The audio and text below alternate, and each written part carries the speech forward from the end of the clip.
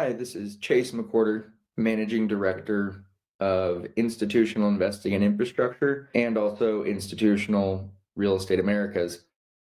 I wanted to do this brief video. The I3 fundraising report just came out for Q1 2022, and just a few highlights from the report. You can download it on the Resource Center on our website, IREI.com. But just a few kind of key takeaways from that report.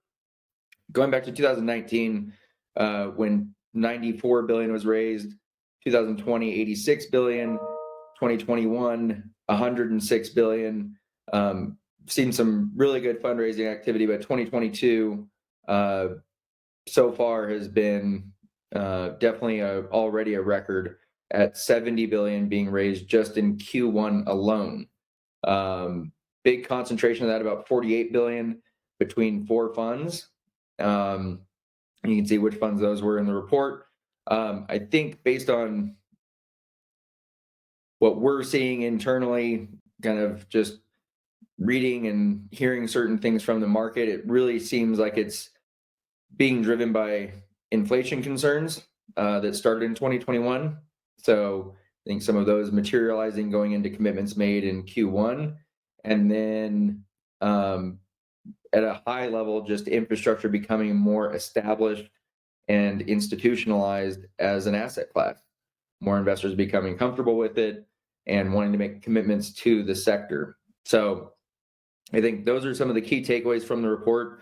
Again, I'd encourage you to download it on IREI.com. Just go to the Resource Center and you can see a lot of different reports on there. We'll be discussing a lot of these things at our conference actually coming up in 2 weeks, June 7th to the 9th. We are hosting our VIP Infrastructure Conference. And for those of you that haven't attended it in the past, just a couple key things that make not only VIP infrastructure different, but all IREI conferences, VIP Americas, VIP Europe on the real estate side, and VIP infrastructure really kind of comes down to 3 things. One, the size and ratio of our conferences.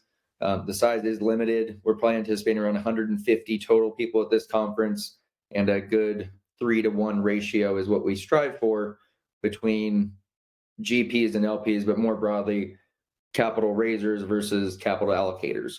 The other thing is we have an advisory board that directs the content. So that's how we stay out of the pay-to-play model where you sponsor the conference, you get to be on a panel. We have an advisory board made up of investors and consultants that determine the agenda and determine the speakers. And then the last thing is we have our no marketing policy. So panels are not meant to be pitches for funds. They're meant to be topical, educational for the audience, specifically really catering to the investors' information needs. So just a couple things that are going on, fundraising report, conference coming up, a lot of things happening in the infrastructure side of our business, and looking forward to seeing you, whether virtually at our meetings, at the in-person conferences, and thank you for listening to me. Thank you.